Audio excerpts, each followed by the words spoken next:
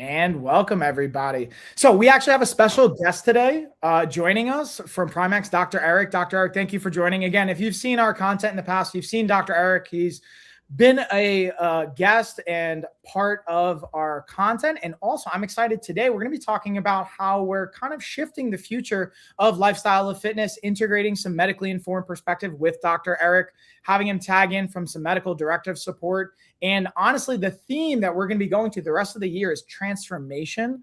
So it's our 15-year anniversary as far as life of a fighter in the business. And I'm really excited. I went into that in the last episode, and we're going to be diving into just the transformation theme. And I have some questions that came in that y'all sent in ahead of time that I appreciate. And if you guys are watching live and you want to comment or chat, feel free to do so. Also, if you want to see more of Dr. Eric, not only with what we're doing, you can also see him at Prime X, and I have the website I'm going to put in the comments, and you'll see that in the description below. But that's a long-winded intro for you, Dr. Eric. Thank you for taking the time and joining. Yeah, dude, as always, thanks for having me. You've always, you and I always have good conversations. I'm happy to come on board and hopefully make some laughs and provide some value for your listeners and followers, man. So I appreciate it. Yeah, of course. And like, that's something I really appreciate. I'm going to circle back, even with like the theme of transformation is you've been an impactful part of even my own transition, actually, from when I was retiring from fighting and figuring out what that looked like and just kind of recovering because I had spent so much time manipulating my body weight and cutting and having strategies and fighting anywhere from 155 to 175 pounds, getting up to 200 pounds, cutting back down. And as I evolved prior to meeting you, I had learned strategies on how to not have so much weight gain and fluctuation happen, but my body had paid a price. You know, I was even consuming a lot of THC at a higher body fat percentage after retiring. And you came in and we had talked about it. Where I got introduced to you was even with the theme of peptides years ago. Yeah. So, and one of the things I really appreciate now continuously bring up, and that's why when we were looking for a medical director and have some medically informed physician support with the insurance side of our business and the medically integrated side, you came to mind because of the trust that I have for you and where you're coming from. Because to me, it's easy to push. I shouldn't even say push. It's easy to turn to peptides and hormones and things like that. Not that they're wrong and not to vilify that, but the most impactful thing that jumped out to me, and I'd love to hear where you're at with this now too, is you really helped me look at sleep, stress, continuously. Like training wasn't the hard part, but even helped in that side of it, the nutrition side, but uncovering some of the other impactful dynamics that I think as parents, as business owners, and as just like a retired athlete I was facing. And that was massive. And even since then, like I'm not saying this is right or wrong, but I've stopped consuming THC altogether. That's been pretty impactful. Again, I'm not saying it's wrong for anyone. It's just for me, I noticed that it was enabling certain habits, even transforming my own like beliefs and like exploring spirituality again and different things that just have come up through that time. So I wanted to acknowledge that. And I'd love to like, with that being said, pick your brain because there's been an interesting time and some topics have come in around peptide questions, around hormones, but we don't have to jump right into that. But I'd love to get your thoughts on when it comes to that, where you tend to see a lot of starting places for people, and maybe even give a little bit of a preface to that where you think it's appropriate, anything you want to like lead into that with. But yeah, I know a lot of people were asking me questions around like, oh, like what peptide's the best for this or what hormone should I do for that? And especially now with everything that's going on, I'd love to like pick your brain. I think it's really timely having you on. Oh my gosh. Yeah. I could talk for an hour just about this topic, but like for sure. And to your point, what you mentioned with your story is kind of, it's perfect for what the bigger topic of what you just mentioned, because it fits. So, and I appreciate what you said and what you did, and to your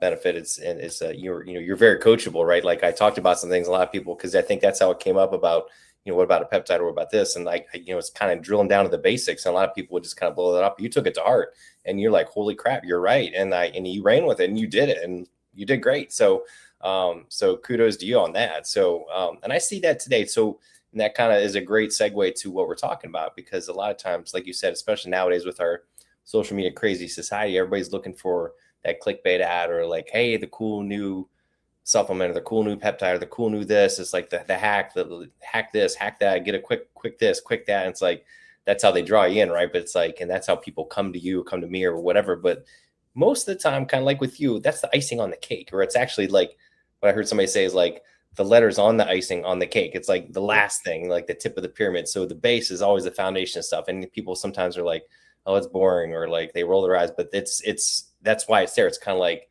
saving, like when people want to hear about the cool, hot new stock, but the base is always, save your money, pay off debt, get insurance. It's like the boring stuff, but that's foundational. That's why it's at the base of the castle, holds everything else up. So same thing with us. It's like the foundation is sleep, stress, nutrition, exercise, circadian rhythm alignment, the whole community, spiritual side, gratitude, all that stuff. You have to do that. It's like, and I've had, I do advanced bioidentical hormones, as you know, and like I have guys that come in and like, look, I could have the magic pill, and unless you're doing the basics, it's not going to work. Either it's not going to work at all, or it's going to work at like a fraction of what you could be getting. And I've seen it time and again where guys and women implement it, and they're like, they come into me doing this and like, it's okay, but I'm not really seeing much. And I tweak it up, and they're like, wow, now I know I'm doing the same thing, but I feel so much better. I'm like, yeah, you have to put all the pieces together. It's a big puzzle. So, everybody on social media makes it out like it's this quick, easy thing. And unfortunately, my soapbox thing is always like, I'm always like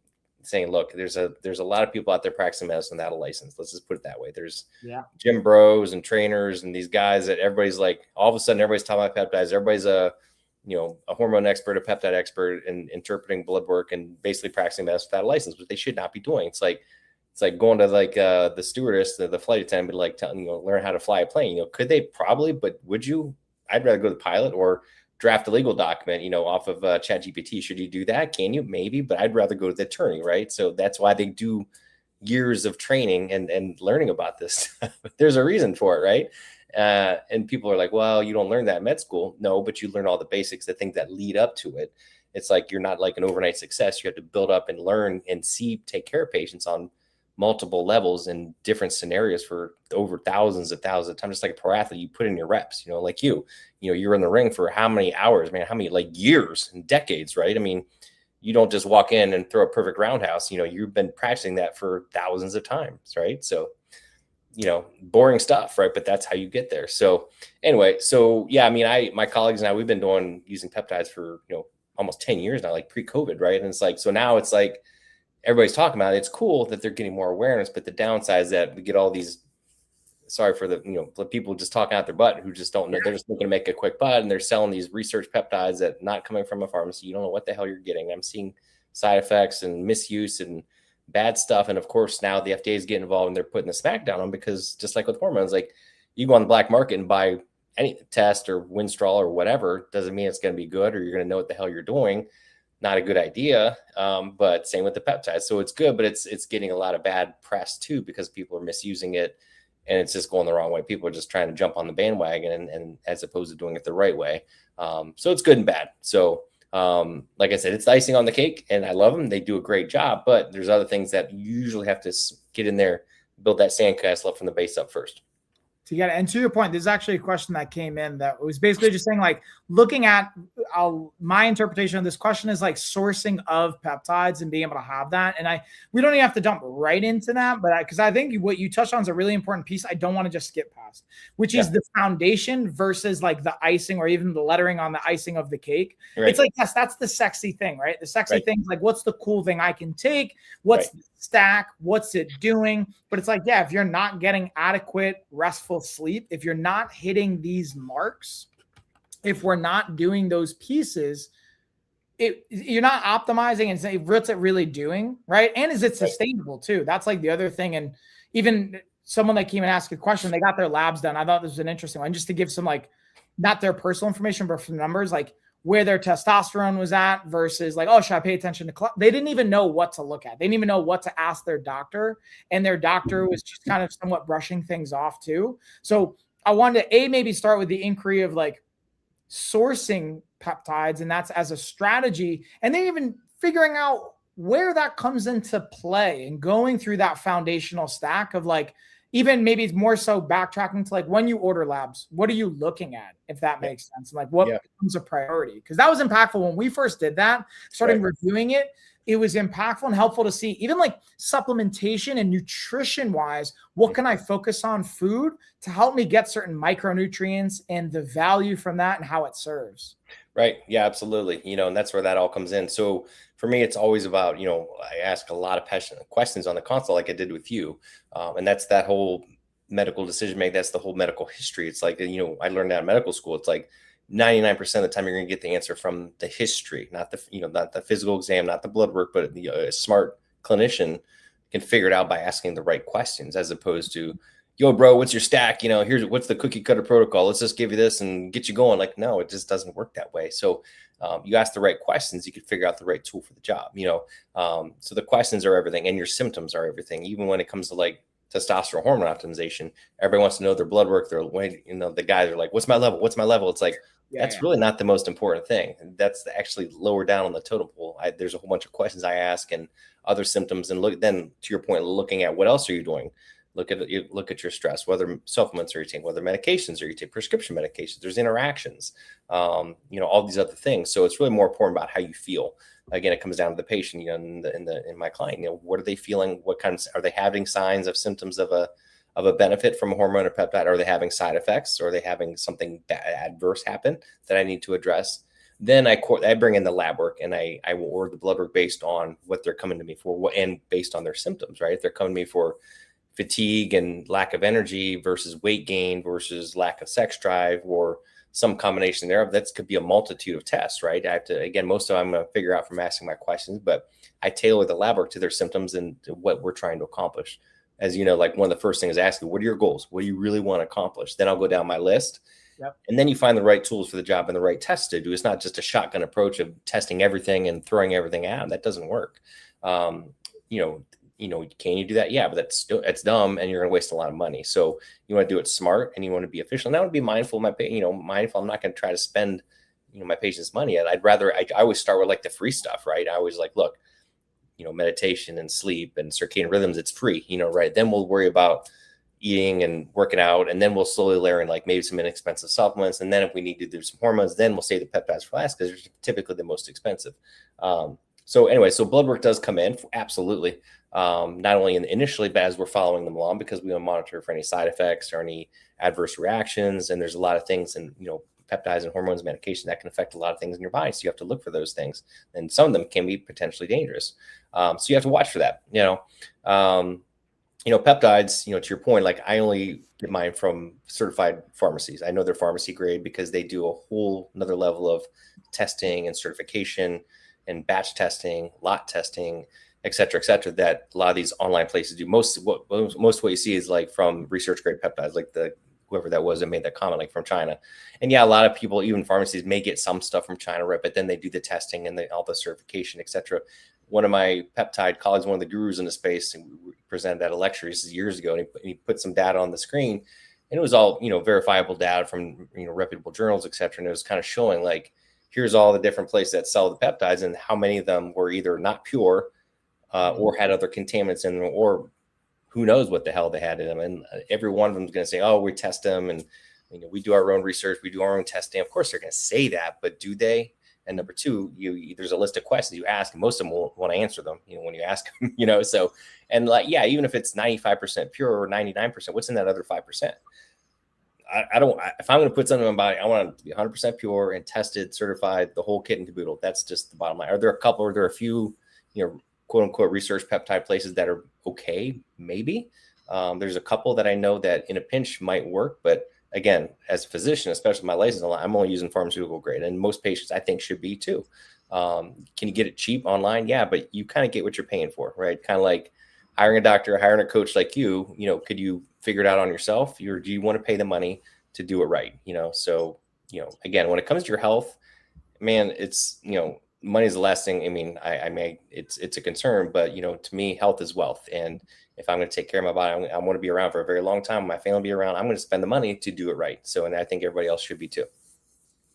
Yeah. And I think that's an important part. To your point is the investment, because one of the things that comes up in the health space and in the medically integrated space is like, okay, yeah, maybe it's a higher cost, the perceived value, but like what's actually more costly 10, 20, 30, 40 years down the line from now? What if you have a heart attack? Again, that's an extreme example. Or what if you have some other type of related comorbidity event or some type of issue that comes up? That's a way higher cost in a multitude of arenas that people don't think about. Like I even think about the analogy I give is in fighting. I always thought it won't be me as far as injuries. Like everyone gets injured fighting, by the way. There's like 0% from my understanding in data. I don't like to speak in absolutes, but like from what I've seen, 0% of people get out of fighting without some kind of injury somewhere along the path if you're doing it as a profession. It's just what degree, what severity, and how do you handle it? And I just thought it wasn't going to be me. And the point of saying all that in the comparison I draw is like, okay, if you're rolling the dice with what you're putting into your body, food, supplementation, peptides, hormone, whatever the thing is, at some point you're probably going to pay a tax. Again, I can't speak in absolutes. I'll stay within my scope and, the arenas around that. But I think that's an impactful piece. Even I had a conversation with actually a supplement company the other day as a sidestep of like, they were very adamant actually about like, hey, we'll provide you certificate of analysis. We'll provide you for each individual canister that we're going to send you a proof of how much was in it, where it came from, good manufacturing practices. Now, again, supplements and peptides, obviously, I'm not saying the same thing, but to your point, what jumps out to me is the quality and the process you can go through and having it on the line and not just claiming it on a piece of paper, but being able to show it.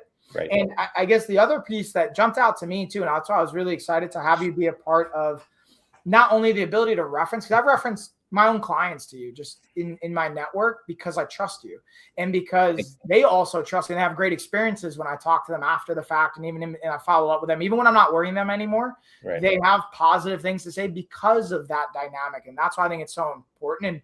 And that was why I was actually excited to transition and share with people like the other part of what I like celebrating this time of year, because it's going to be 15 years I've ran the business of LOF.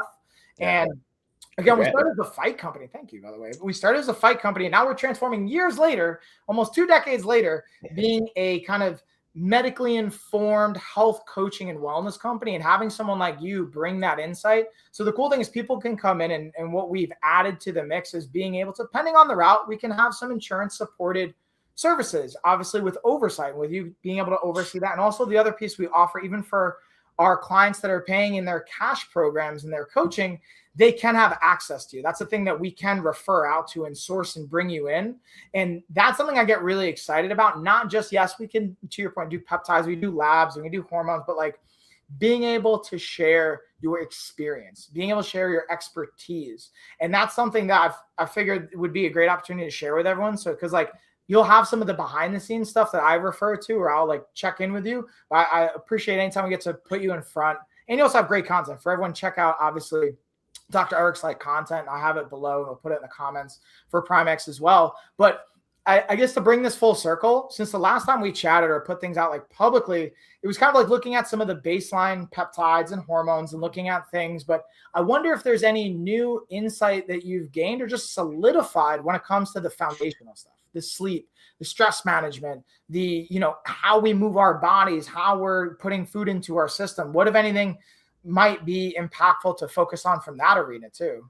Yeah, I think number one is like the individuality of everybody's different. There's no cookie cutter approach. Everybody is different. Even like, people get really passionate about their diets, right? It's keto, it's high carb, it's low carb, it's paleo, whatever. It's like, there's no one, everybody has to find their own way. And sometimes there's just trial and error and you have to figure it out. So there's the same with training, same with supplementation. Some things are like on paper, like this works for everybody. It's like, there's always an exception, right? Oh, yeah. So you have to be mindful of that. And yeah, the foundational stuff is true. Like I said, I'm big on like sleep, stress, nutrition. One of the things I've in the last, year and a half or so, I really like learned more about it and incorporate is more kind of like the blending of the old and the new, like getting back to truly, I've always been about nature, but really blending nature and circadian rhythms. That plays such a big part. Now, of course, in the last, year, we're seeing more and more people talking about, everybody talks about, wearing their blue blockers or getting out in the sun. It's become a little bit more mainstream, but, for a long time, it really wasn't. People were like, oh, that's a bunch of woo-woo stuff, grounding and looking at the sun and all this stuff. They're like, that's hogwash. And it's like, well, now there's there's actually been a lot of scientific data studies backing a lot of this stuff up. So I'm really big on like, nowadays, I think I told you this before. It's like, I hate the fact that we're always like inside on our phones in front of computers. We're never outside in the woods, talking to people face to face. We're, tech is great, but it's taking away our humanity, taking away from where we've been for millions of years as human beings, right? Being outside, socializing, talking, touching each other, playing in plants and the soil and nature. You know what I mean? So I'm really big on trying to get outside as much as you can, get out in the first thing in the morning and looking at the sun, get that circadian rhythm alignment, get your cortisol optimized, your melatonin starting to make it starts in the morning, not in the evening, getting everything aligned, and same thing in the night, getting off the damn devices and wearing, red light mode. And then when it comes to, speaking of peptides, it's like, there's actually, one of my colleagues did a nice presentation on this, and I've been kind of using it a little bit too, is like, kind of like, working out. It's like you can actually kind of follow not just the circadian patterns, but the seasonal patterns with certain peptides, dietary strategies too, in the spring and summer, right? What's happening outside? Everything's growing, right? Your plants are coming up, everybody's growing food. Maybe we should be too, right? Maybe that's the time to worry about, bulking up, putting on some muscle, taking certain peptides to augment, regeneration and muscle growth. And then in the winter, it's kind of that fall winter, it's the opposite, where everybody's kind of slumbering, the animals are hibernating, the plants are dying. So same thing, we should be resting. We should be changing our diet a little bit to focus on that, switching out our peptide stack or different things to kind of foster rejuvenation, just like nature, right? I mean, it makes sense. Nature's kind of smart. It's been around for millions of years. So let's follow those patterns. So a lot of people getting some pretty cool results with that. So that's kind of a new thing I've been incorporating a little bit. Not, some people want to do it, some people don't. That's totally fine. And there's some stuff that's foundational, right? Like when a woman's in menopause, a guy, andropause, and they're going to be on hormone therapy pretty much all year round. You can't really rotate that, nor there's really no need to. But peptides, dietary strategies, workout strategies, I think they can be cycled in and out throughout the year, and depending on where you are in the year and where you are in your stage of life. So there's some more advanced strategies, but those are some kind of cool things that a lot of people don't talk about too much. Yeah, no, I want to highlight that and pause and just like reiterate that, because that's awesome. What's like interesting about, I talked to my fiance Carrie about this, who she's got like an interesting background where she started in the more medical route, was going the nursing path, and then eventually potentially maybe being like a NP or something like that. Ended up leaving that pursuit and then going more like, actually got into jujitsu and then discovered yoga and Ayurvedic, if I'm saying it correct. I'm horrible at pronunciation. It's like a different type of like health conscious, I guess, approach. The point of that, we talk about seasonality. That was like really what was coming up. It was like seasons, cycling food depending on the season, like what foods are in season, and also how we approach our patterns, to your point. And actually, that's the first time I've heard it come up in a conversation. So I really appreciate you saying that, because it's been maybe back end conversations I've heard with Carrie and other things, but not put out. And I really appreciate the idea of like seasonally approaching how to put on muscle or where to conserve and shift our focus, whether it's to expand in life and business and personally, or to conserve energy and to like reflect inward and to decide where we're going with this next stage of life and like be able to bloom new opportunities and all those types of things. So I really appreciate that. And to pair that with potential peptides, with nutrition protocols, with training, with hormones, with whatever comes of that supplementation, and then being able to adjust as necessary. That's actually a really cool piece to it.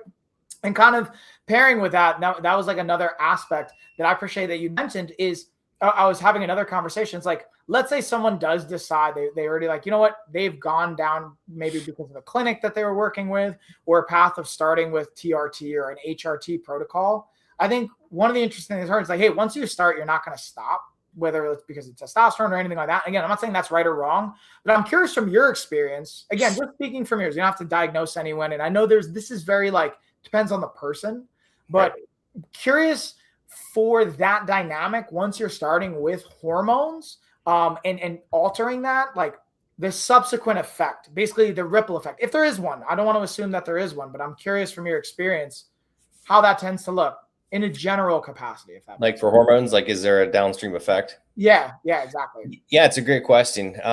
Yes and no. I think once someone, no, I guess to your point, like I always look for where they are in life and what's going on. Is there an identifiable cause? Because if someone comes in, they're younger, or there's an acute event that can be remedied, like if somebody had a horrible infection or went through a traumatic event or, something that threw off their hormone patterns, and then it could be a temporary thing. If that could be overcome and fixed, then maybe they don't don't need it, or they could do it short term and come off of it and let their body kind of reboot.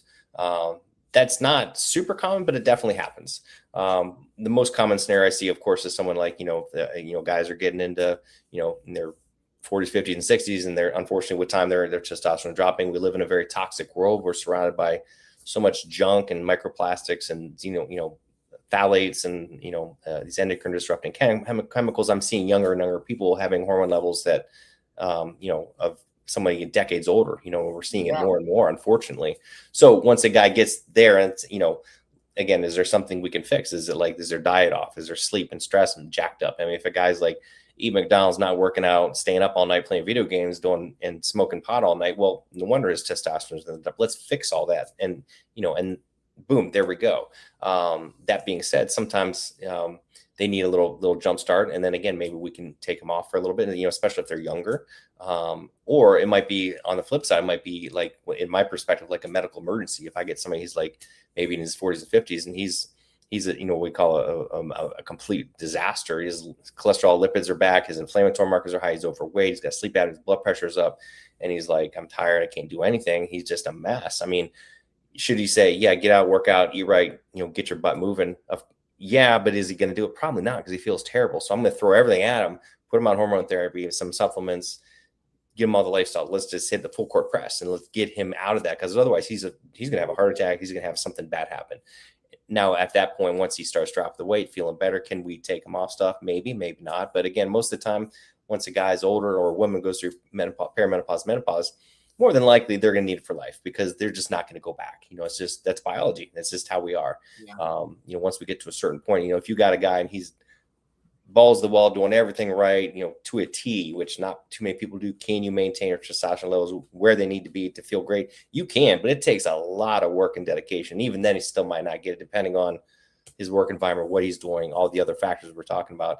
It can be very difficult. So, if a guy's like in his 50s and 60s, can he maintain it? Maybe, but odds are pretty highly stacked against him. And once he's low, he's going to need hormone support, because his body's just kind of like, I'm tapped out, right? It's like, it's, biologically, our human, we weren't designed to go this far, right? We for thousands of years, we're tapping out in the 30s and 40s, right? So now we're living obviously much, much longer. So, so the point is like, are we messing with nature? Do we need to do this? Well, the point, we all want to live longer. And if we're doing it safely and we're improving our health parameters, there's no harm in that. It's not like it's cheating. We're just giving our body what it needs. We should, if we're going to live longer, we should live better and give ourselves the hormones and the nutrient support that it takes to thrive and to be a good person to give back. Why not? It's not harming anything. It's just putting back what we've lost and what we've had in our bodies our whole lives. So there's no harm in that, especially if it's done with bioidentical hormones, not synthetic drugs, not synthetic hormones, but true bioidentical hormones. We're just giving our body back what it's had its whole life. There's no harm in that. So, can you go off it? Yeah. But say you're, 50, and your levels are like a 2 out of 10, right? And you feel terrible. And then we augment it. And then if we stop it in the 60s, yeah, he's just going to drop down to where he would have been at 60 anyway. And there's no harm, no foul, but he's going to lose all the benefits. Right. Heart protection, bone protection, Alzheimer's protection. You're going to live longer, less mortality. So there's so many benefits besides the obvious. A lot of people do it just because they want to look better or improve their sex life. But the health benefits, the main reason I do it. You're going to reduce the risk of cardiovascular disease, osteoporosis, Alzheimer's, metabolic syndrome, diabetes. I mean, you can fix that, cure a lot of that stuff with proper hormone optimization and lifestyle medicine. So why would you want to give that up? So to your point, can you come off it and switch it out? Yeah, but there's no harm in maintaining it. You're only going to benefit from it, especially as you get older in life. Yeah, I think that's I appreciate that context. And the thing that jumped out to me is like longevity and quality of life. Mm-hmm. From that is like how that leads into it, and being able to see, hey, yeah, pending, again, to your point, like circumstance, right? Each individual, each circumstance, what are we adjusting? I found very impactful from the suggestions and the insight that we got from like cleaning up my nutrition, not being up till 2 a.m. Surprise, surprise, getting more sleep, and maybe not consuming THC all the time. And like when I say all the time, like I was using it consistently in the evening time as an unwind tool, but how is it affecting my sleep? Also affecting my eating habits, my body composition because of it. And doing some of those things, I see a drastic effect. And one of the things I actually wanted to share and get your thoughts on as a complete side note is we actually took all the TVs out of our house. Like literally this week, I made that decision. Wow, nice. Obviously, I still have my computer and I have my phone, but we took the TVs out of the house. Now we moved to a nice like luxury apartment complex. We have a clubhouse and they have TVs there. So if we want to have a movie night, we want to do something, we can do that and we can go out to the movies. But we're experimenting over the summer for all of our girls to not have TVs. And they will, our 3 older ones are going to go to their co-parents, like our significant others, like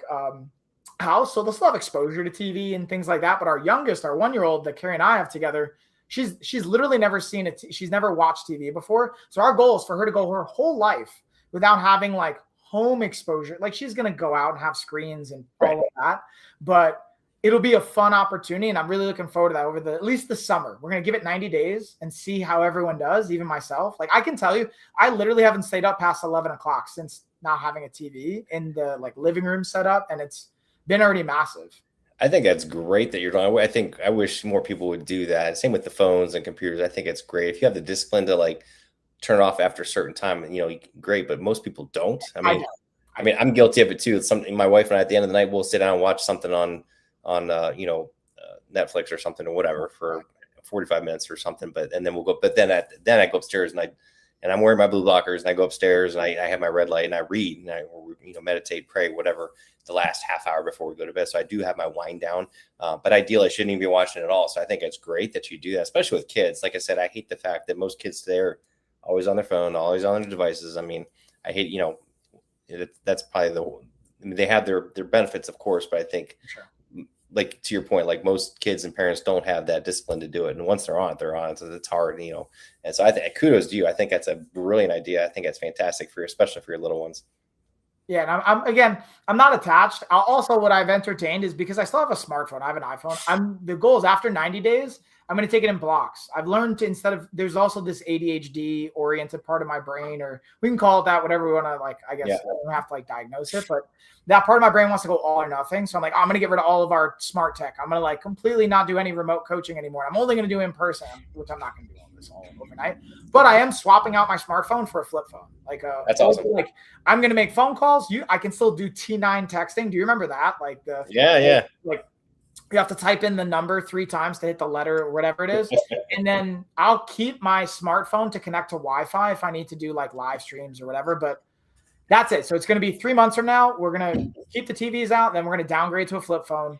Mostly because, to your point, I think it's really impressive to have the discipline to watch TV for 45 minutes or a period of time and then cut it off. Some days I can do that, but I've noticed a lot of the times I'm like, I would go through these like cycles, these dopamine cycles of where I pair it. I also have a strong association to like downtime with TV and then sugary foods. So I'm like hitting dopamine, especially late at night. That doesn't really serve. And then I found even already, like I'm playing guitar more, I'm reading the Bible and like journaling. And I'm not telling anyone they need to do any of these things, but I found it really impactful for me because I'm even reestablishing my own relationship. I'm like, yeah, I haven't read the Bible in like 20 years. So like, I want to reestablish that relationship, see what comes of that. Reconnect to my own spirituality in that sense. Yeah, that's part of my morning routine too. I'll journal and I'll read the Bible for 15 minutes, 20 minutes in the morning. I'll meditate. I'll do my morning routine. I'll read. I'll journal. I'll read the Bible. I'll do my a little bit of gentle movement. Then I'll go for a walk, and then I have this whole kind of morning routine. But to your point, yeah, I think that's huge, especially in the morning to kind of not turn that phone on. You hear that all the time. You shouldn't turn your phone on in the first hour of your day. Don't. Same thing at the end of the day, and I was reading in a book, what's the name of it? I'm totally blanking. I just got another book, but anyway, it's all about, the compile Ikigai, about compilation of Japanese wisdom, Kaizen, Ikigai, and all these habits. And they have a ton of great little tips in there. And, it's kind of like the Pomodoro technique. It's kind of like if you are going to scroll or do something, put a timer on, 5 minutes, or something. If you can't do it yourself, because you'll get sucked down that hole. Just do it. Give yourself 2 minutes or whatever, 1 minute, whatever you want to do. Same with the TV. Like, okay, I'm set the timer if you can't discipline yourself, because otherwise you'll get sucked down that hole, And then, with your habits, like you said, I think once you just, as with everything, once you do it, you link it to something positive, right? Like when I come down in the morning, I'm going to get my glass of water, whatever, to hydrate. And as soon as I do that, I'm going to read the Bible. Or as soon as I brush my teeth, I'm going to practice this, or I'm going to go say some gratitude, link them together. And then after you do it for a while, it is true. What is they say? There's different things. Some people say 30 days, some people say 20 days, some people say 60 days to establish a new habit or whatever, but it's different for everybody, I think. But once you do it, then when you not do it, you feel weird, because like I'll have days where I'm running behind. I don't read my Bible or I don't meditate on it. I'm like, I feel weird. I'm like, something's off, I hate that, So it gets easier the longer you do it, I think. Yeah. And I really appreciate that point of it. So I've like, in even like repurposing like even the books that I have behind me, and like I know I've sent you like some of the drafts on the new version of it, like going from the 28-day reset to our 100-day protocol, and like the reason we landed even on a 100-day was like, I saw a variety of different things looking at like meta-analysis around like habits and transformation. And like, it seemed to be on average was like 66, 67 days or 60 days. That's assuming it could be as little as 3 weeks. It could be as long as like 180 days I saw in some of these, but like averaging it like ish 2 months can be an impactful part. The point of saying that is it can take time for a habit and establishing it, but once you have it, and the way I'm curious how this feels for you or distinguishing between routine and habit, because that's a question I get a lot in more of the health coaching arena when I even work with like ADHD oriented coaching contracts that I have is like neurodivergent brain chemistry is like, what's the difference between a routine and a habit? The way I think of it is routine is something we have to put bandwidth to. Like you have to intentionally think about, and habit is something that's like almost unconscious. Like I make coffee in the morning and we walk to our clubhouse. That's like, it's a way to get outside. They have a nice coffee maker. So I like to get all the kids together. We go over, we go by the gym. So that's like a habit that I don't have to think about. And to your point, I feel a difference if I don't do it. And the routine right now, I'll be honest, is like my playing the guitar, reading the Bible, the journal and the planner. Actually, that's a habit, but I've added in the Bible part and playing a guitar in the morning, but that's still routine for me. I have to think about it, but eventually the goal is to make it a habit. And I'm curious, I don't know, from your experience, even like it's kind of nuanced, maybe thinking the difference between routine and habit, but I think that's kind of a fun way to like separate them. Or and I think that's very insightful. I've actually never thought about that, but you're right. There's a slight difference, but I think to your point, after a while, your routines become your habits, if you do them enough, if you're pretty consistent, if it's like, compared to like, I'm going to lift 3 days a week, that's a routine, but does it kind of become a habit? Maybe, but you do have to think about it, right? So you got to say, okay, I'm going to go work out. But the other stuff, like you said, making coffee, brushing your teeth, praying, doing that just becomes a habit, like you said, and sometimes you do still have to think about it, but I've gotten to that point. Like I call it my morning routine, but it's almost a habit now because I do this almost the same thing every morning. So it's like, I just like you said, like make coffee, you're on autopilot. I could like close my eyes, I'm going to go to this room and I'm going to do this. I'm going to go to this room and do that. Now I'm going to go outside and, it's just like, boom, like almost like you're sleepwalking, but that's a good thing. That's what you want.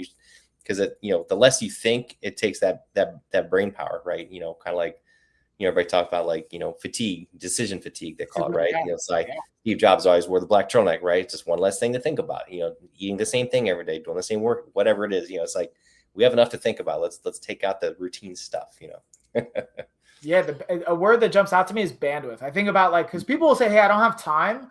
It's like, I don't know if it's a time thing. I think it's a bandwidth thing. I think it's an energetic and a combination. Yes, it can be time too. I don't think that's always not true, but I would a lot of times feel like it's a bandwidth, to your point. And I was going through the CEU and like there was a dietitian that was presenting on this topic about, on average from the study they had reviewed and presented on, was the average American had made about 200 nutrition choices a day in this study. And at first that number blew my mind. It still kind of does. But I'm like, if you think about it, just think about your coffee in the morning. If you're going to make coffee, what kind of coffee are you going to have? Are you going to have a black? Are you going to have cream? Are you going to have sugar? How much sugar? Like you could probably have 10 choices just around your coffee. Then thinking about breakfast, then thinking about your hydration. And so the point is like, managing the bandwidth fatigue and being able to lower that so you can have more. And then I go to like impulse control. And like when you get more sleep, from what I've seen and my own experiences, when I'm well rested, I have the capacity, or at least I feel the bandwidth to have more impulse control, to have more decision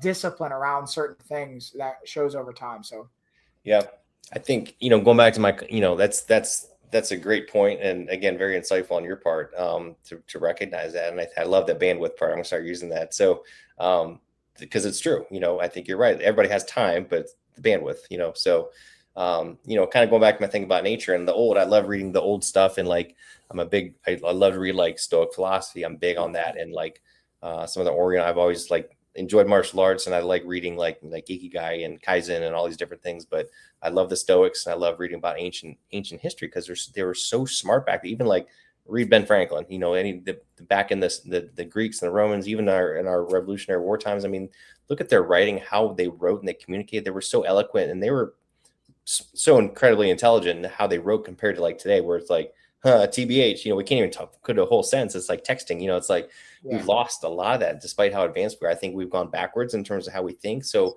sometimes I think it's important to kind of just build that bandwidth, to your point, and to slow down, get outside, get in nature. Like you said about the TV, I like to like have on a Sunday, just be, that's my day in the woods. I go hike in the woods for an hour, just get out in nature and try not to be on my device or do any kind of work at all, as much as possible. Try to just read, not do anything electronic, take that break once a week, and really get back to nature. And I think, people talk about meditation or just sitting in quiet.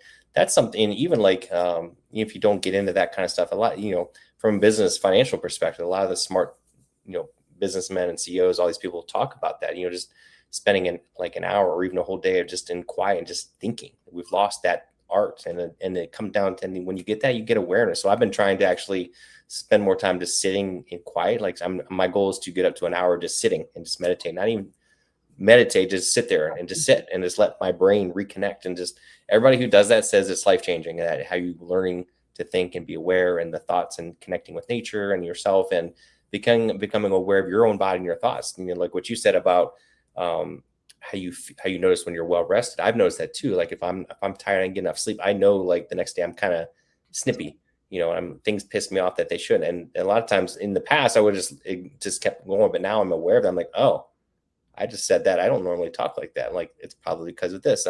So I'm, over time become more aware of things.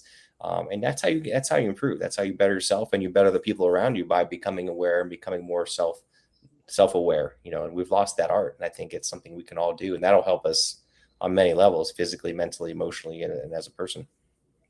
Yeah, there's so much to take away from that. Like the thing actually, interestingly, that you mentioned, even with like Stoicism or with Stoic philosophy and some of those kind of principles, I got into watching. There's a great YouTube channel by Ryan Holiday, or I think it's great, and he kind of like dives into Stoic philosophy, and he has a book on, or I guess it's a planner, and there's also a book, and it's basically like Daily Stoic. Yeah, that's great. Yeah. I have it.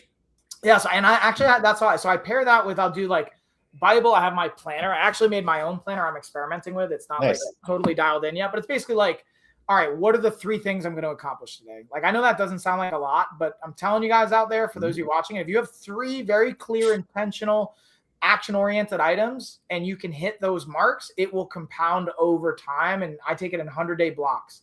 And the cool part I've learned to like tweak, I actually pulled from another kind of planner, was gamifying it by assigning points to tasks. And not everyone needs to do this, but I just find I like it from the competitive and sports side of my brain. Yeah. So the goal is to get 21 points a day, and there's a certain amount of points assigned to different tasks. And like, so there's 3 main tasks. They're worth 4 points each. Then it's like scheduled items and like self-care stuff. And if you add it up, you can maybe get 32 points in a day if you do everything perfect. No one's going to be perfect, and not all the time at least. Nice. So I like that. The idea is like, cool, if you get 21 points and you do that 7 days a week, the goal is to get 141 points in a week. You had an outstanding week. And I was like, what if I had an outstanding week every week for a year? What would happen? I did that over the last year, and I've seen massive impact. Now I'm like, okay, the goal is to have an outstanding week every week for ever, as long as I can. But I'm saying that I pair that with the daily Stoic journal prompts, and I really enjoy the AM and PM reflections and the weekly themes of like, I think this week where I'm at, I started it not according to their calendar. So he's like, you're supposed to start at January 1st, and they have prompts each day and week. I started in my own calendar, so I changed the dates. But like this week's like no haters, or like, the idea of haters and what to do with that, not allocate bandwidth to it. And again, freeing up bandwidth. So anyways, that's a bit of a rant, but I just like really get excited to see that piece, because this is what I think so interesting. Like, notice what we're talking about. Like, and again, you are like an elite level, like professional in healthcare and physician. And maybe you won't say this, I'll say this for you, because my experience of you and what I know you do and what you're capable of. And yeah, we could talk about all the nuanced details of peptides, and that's great. We can talk about all the nuanced aspects of hormones and receptors and uptake, and that's great too. But look at some of the foundational stuff we're really talking about and what is consistent there. So I'm almost like tempted to like pause it there, because A, we could keep going. Not that I don't want to, but B, I'd love to, we'll have to have you come back on. And the idea of this is what leads to transformation. And I just want to also be respectful of your time too. Like, no, I appreciate that. And to your point, I read the Daily Stoic every day too. That's on my nightstand. So I have like a couple books where you just read 1 page a day, and it's like in that book Ikigai, it's like a little bit of changes. And like Robin Sharma is another author I really like. It's like little things done daily add up to big things. So everybody's like, oh, I can't do it. I'll just read 1 page of a book a day. Meditate for 1 minute, walk for 1, exercise for 5 minutes, whatever. And then slowly you build it up over time to your, like you said, 3 things, or just start with one thing I want to do today. Just start small. And people are probably like, yeah, I want the this, like you said, the peptide, this, that's great. And that's kind of how we all start. It's like, I'm, really want people, get into like, kind of like working out or training. It's like, let's just get the routine in. Let's start lifting weights. Okay, now we're going to work on eating, and then we're going to work on hormones, and then we're going to do peptides. And over time, we all evolve, especially as we get older, we evolve. That's kind of where I'm more on the spiritual, mental. How can I evolve my brain, my awareness, my spirituality, connecting with nature? And that's, I'm getting more and more into my going to the past, looking at and getting into my spirituality side and trying to meditate more and learning how I can be a better person, how I can give back and really evolve my thinking. Like, it's like we all start out like, okay, like I'm going to work on throwing, I just want to throw a jab. Right. Okay. Yeah. Now I'm going to do a jab and a cross, and eventually everybody's like, I just want to do this, the roundhouse kick or the spin kick but no, start here.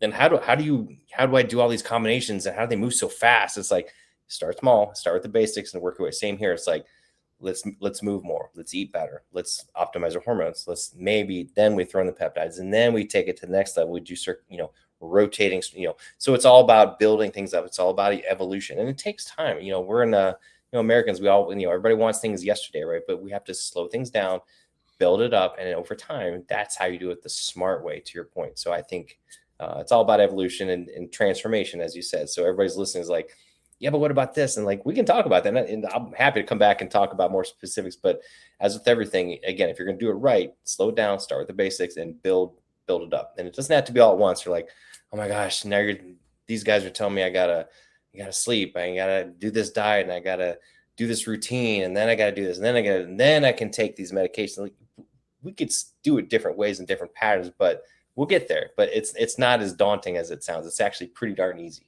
so yeah. And I what you just said, I think, is actually really important, that I do want to highlight for everyone from a takeaway. Because I always like to wrap things up with one thing to take away. If there's one thing we can focus on, and it would be literally pick one thing, pick one action-oriented item you can do today. Like, one of the things I think, and I'm just going to pull from what you literally just said, is finding something like, focus on the first 3 to 5 minutes of whatever the thing is.